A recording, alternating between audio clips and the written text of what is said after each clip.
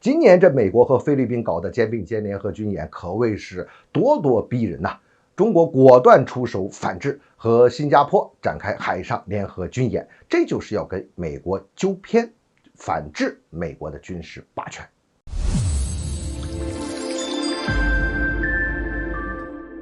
欢迎来到张斌观察，我是张斌。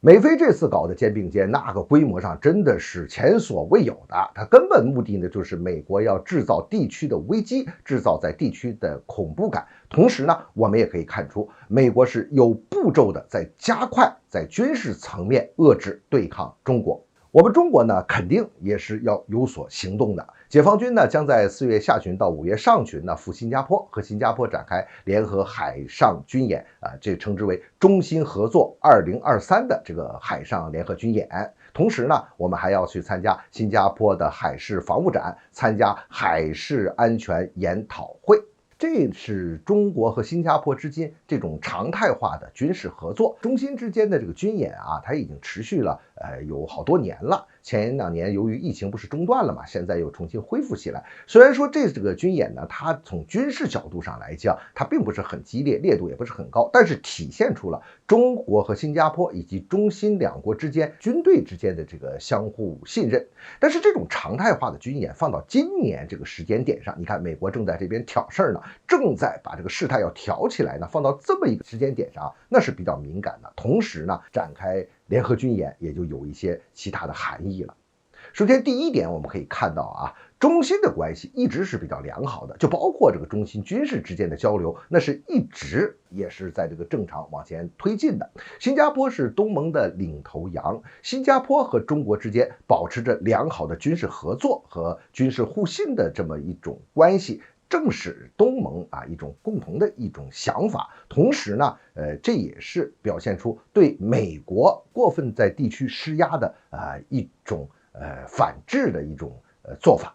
第二一点呢，我们来看新加坡的这个立场新加坡它在安全上它肯定是要依靠美国的，但是新加坡一再强调，我跟美国那不是盟友的关系，但是呢，它也需要引入中国的影响力，引入中国的力量，以防止呢完全被美国给控制住。第三，我们可以看到新加坡它是东盟的领头羊，它的态度它的立场在很大的程度上代表着反映着东盟国家的这种态度和立场。美国现在呢是在制造南海地区的各种矛盾，把这个势头要挑起来，要搞这个火上浇油，而甚至是无中生有。本来挺安全的地方，他非要把这个地方给你搞得好像是要发生多大的事情一样。这种做法实际上已经危害到了东盟整体的利益。那么东盟的国家普遍对美国的这种做法表示担忧，也表示不满。同时呢，对菲律宾过于亲近美国，依靠在美国身上，也表示了一种不满。那这是东盟国家包括新加坡的一种心态。那么现在呢，新加坡和我们中国来进行这种海上的联合军演，这种军事交流和军事合作呢，其实在某种程度上也是在告诉你美国，我跟你之间确实是有这个军事上的我对你的依靠的一个关系，但是我可不是你在这个地区要制造事端的桥头堡，也不会成为你去遏制对抗中国的这个开路先锋。这个新加坡的态度是非常的明确的。所以我们可以看到中新之间的这种军事合作在很大程度上呢，就是在给美国的这种军事霸权来进行纠偏。我们是要反制这种军事霸权的，这个呢是为整个地区的安全和正常的秩序在做出这个积极的贡献。